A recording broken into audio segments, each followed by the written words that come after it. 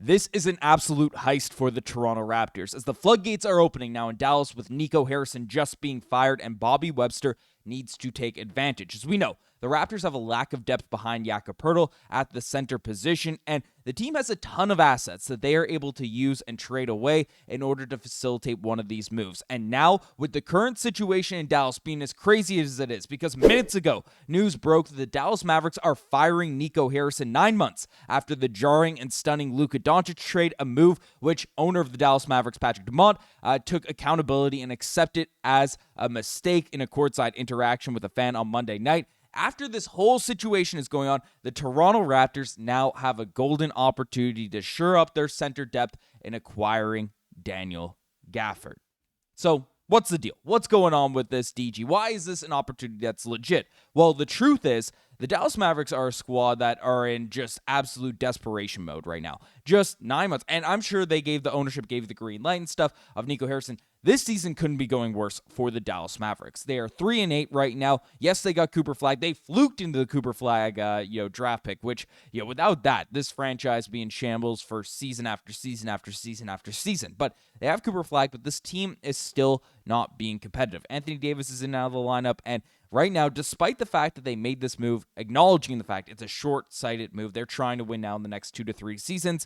They are just in an absolutely horrific position. 3-8 out there in the Western Conference. AD's dealing with injuries. Kyrie Irving is going to be out for a chunk of this season, if not the entirety of this season. So they are contemplating now tanking. They are contemplating doing a fire sale out there of their roster, and Daniel Gafford is one of those names which makes the most sense in terms of being dealt. And this is what the latest reports are saying regarding Daniel Gafford. As Mark Stein came out and said that the Mavericks knew that they would field trade interest in veteran center Daniel Gafford from the moment they signed him to the 3-year, $54 million contract extension in late June. That was the maximum that the Mavericks could pay the 27-year-old and keep him trade eligible during the season through the February 5th trade deadline. So that is, a guy that they have on the roster. They knew they'd field some trade interest, and they have Derek Lively currently on this team, who right now is dealing with an injury, so I'm not sure if this trade's going to happen the next few days or so, but if this team is trying to tank, if this team is trying to just get whatever they can out of the season, hope to run it back with a top draft pick next season, you have Cooper Flag, you have that youth movement and the older timeline. Heck, they might even try to deal away Anthony Davis in the future, but dealing away Daniel Gafford right now would really help their ability to tank and move forward in losing games. And this guy would be the perfect acquisition for the Toronto Raptors. So who is Daniel Gafford, right? Who is he as a basketball player? Well, he's a 6'10 center, only 27 years old. I was a little bit surprised to see how young he was, still out there in the NBA because he's played for a few different teams and stuff. But he is a guy that's, been on Chicago, Washington, and of course the past couple seasons, the Dallas Mavericks. And last year averaged 12 and 6. Out there for that squad, gets 1.8 blocks per night. This season's been a little bit of a regression because of the fact that he's been dealing with an injury to start off this year. I have him on my fantasy team, so he's on a little bit of an upswing, but hasn't played a ton of games this year, averaging 8.5 points, 5 rebounds, and 1.2 assists. So Daniel Gafford is a guy that would come in and immediately shore up the backup center position, because we take a look at the Raptors roster right now in terms of who we have, right? Like, Mamukelashvili and Colin Murray-Boyles can play center against certain matchups, but there are so many times where you look at this and you say, hey, they're just too small to face up against the Embiids of the world, the Jokic's of the world, the Giannis's of the world. So many teams. It's just a big problem when Jakob Poeltl's not in the game. And the reality is, with these centers, they're going to be in and out of the lineup. That's just the reality of what's going on. And Daniel Gafford and Jakob Poeltl out there in the front court dealing away some of our guards to acquire and make this move would absolutely be the perfect balance that the Raptors have been hoping for out there on this roster. So it is a golden opportunity they have right now to take advantage of the Dallas Mavericks falling apart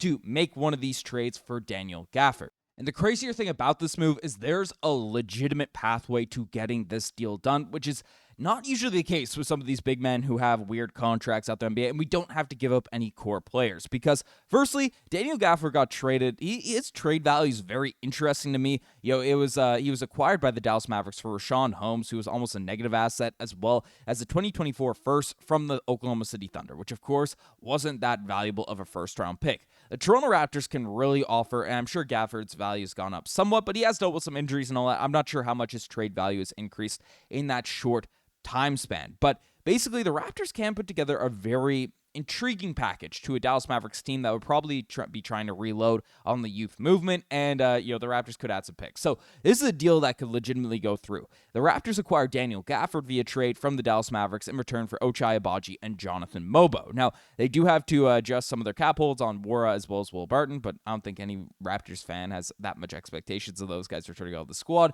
But that is a deal that is an absolute heist for this Toronto Raptors team because, yes, Ochai Agbaji is a very valuable piece, but right now we're seeing him not consistently be in the rotation, which is almost unfair to him as well. But you have Jakob Poeltl, you have Gradey Dick, you have Jamison Battle, you have even Elijah Martin, as we brought up, and AJ Lawson just dominating the G League. The Raptors are so loaded out that wing spot. They have some ability to deal away some dudes, and Ochai Agbaji is an impending free agent, so he's a guy that, will you be able to re-sign him given your current cap structure, given all the money that they have tied up in different players?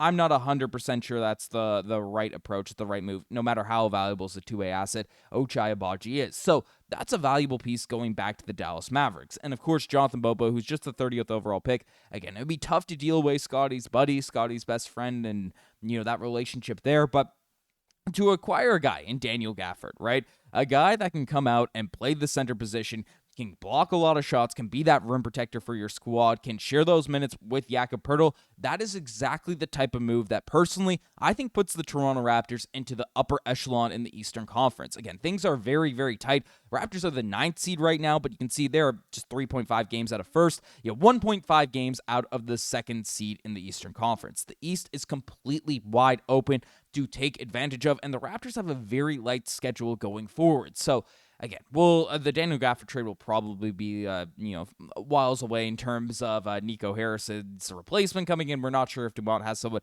lined up ready to go to fill that role, but the Raptors can immediately plug a big issue, the biggest issue that they have out there on this roster, on this team, without giving up, RJ Barrett, Immanuel Quickley, or any of these guys. Again, I've been adamant I do not want to see the Toronto Raptors trade RJ Barrett. I got the weird graphic, the sizing of it there right now, but I want to see this core stay together while shoring up the holes out there on this team. And frankly, we've seen some other options. We've talked through them on the videos. Bol Bol's a free agent signing, I think would be a cool piece to add. You have some different slider trades, that you have to give up less. Nick Richards from the Phoenix Suns could be an interesting trade target. Batasde from the Orlando Magic would be a cool piece, but he's not that great of a rebounder, even though he is one of those 7-footers underneath the rim. Daniel Gafford is exactly the player the Toronto Raptors need. He has a nice complementary skill set against Jakob Poeltl, so you can run different lineups there. It lets Colin Murray-Boyles, it lets Sandro Mamakhelishvili at the front court play their more natural positions, and it just makes sense for this Raptors team. So let me know what you guys think about this trade. Do you agree that it's a heist for the Toronto Raptors? Let me know in the comment section down below. You guys are the best. I'm signing out. Cheers.